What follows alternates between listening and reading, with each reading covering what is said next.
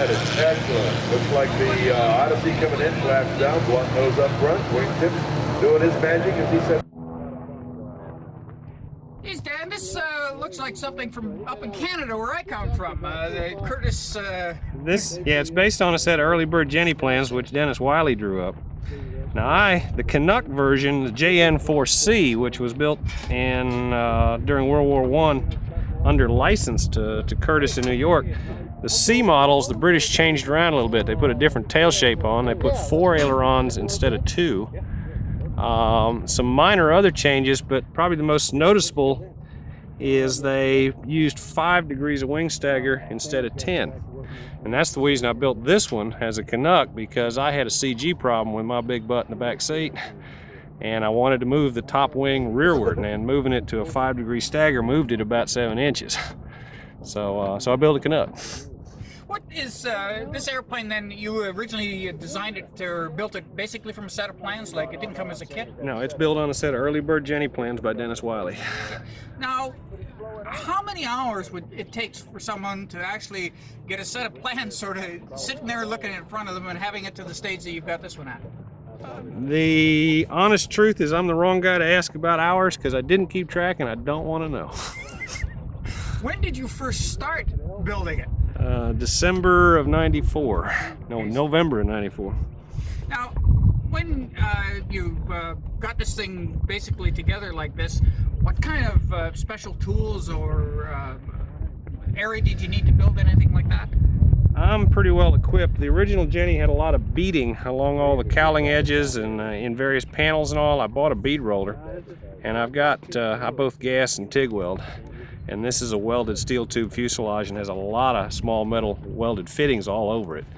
Other than that, those are the only really specialized pieces of equipment. A hammer and a shot bag to do the brass radiator.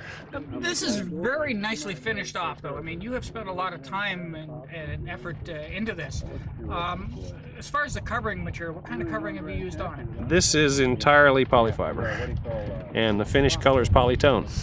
Use polytone instead of aerosane because it has a little duller end finish. It looks a lot more like dope instead of the deep polyurethane finish that's so popular today.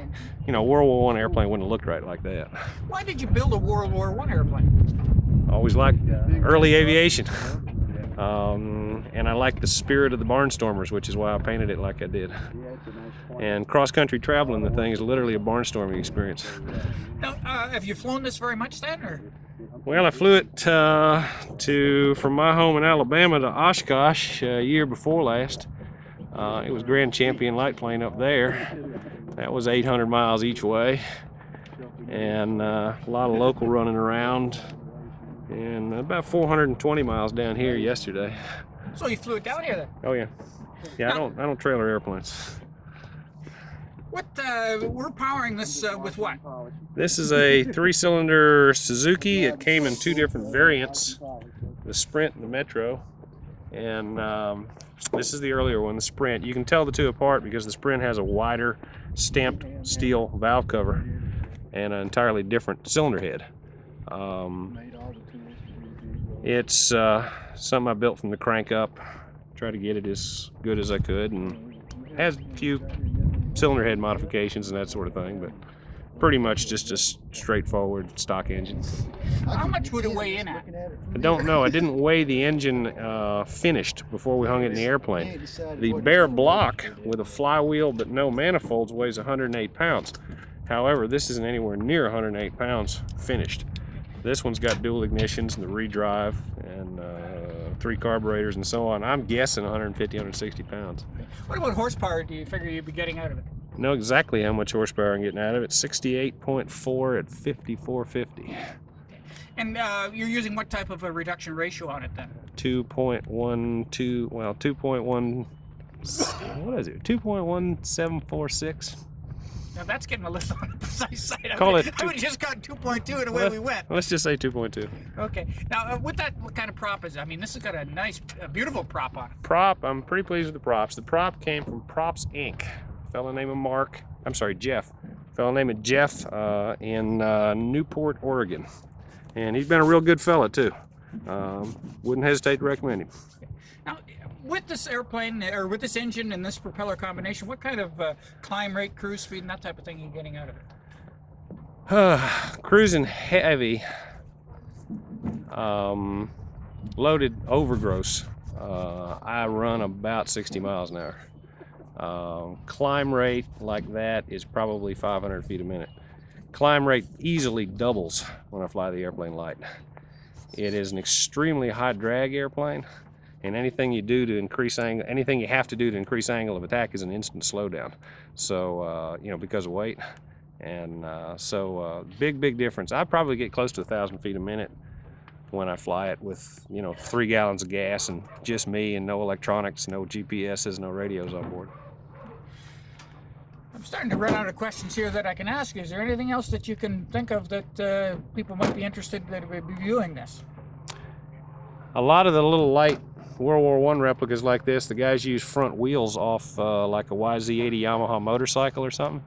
Those have an E cross-section hub assembly and internal brakes, and they don't take side loads very well. If you start to ground loop the airplane, you can easily collapse a wheel, which doubles the damage. So if you look at the wheels, these have custom built hubs with 4-inch bases to the spoke cone, and consequently these are quite strong, and they won't break under side loads. The brass radiator is something that nobody else tries to do. We'll polish it later. Right now it's oxidized. I leave the oxidation on it when I'm not showing the airplane as a protective finish.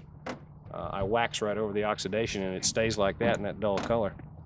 But we'll polish it up like your mother's wedding ring later. Yeah, I guess there's not too much else. The tail wheel, that's the tail skid, is sprung and steerable, and the mechanisms are all inside the fuselage, so that it just looks like a tail skid back there. Have individual heel brakes for each side.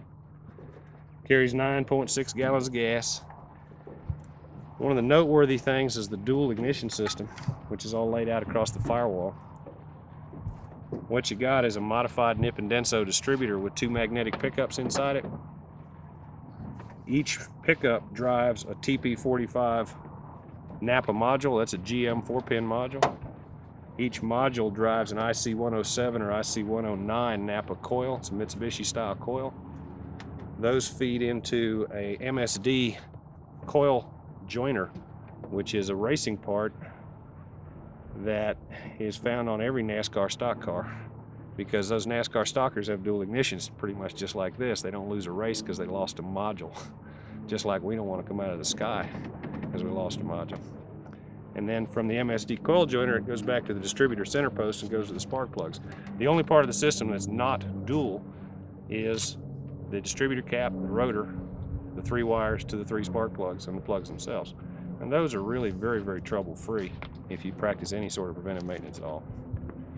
You never see plug fouling or anything like that on this.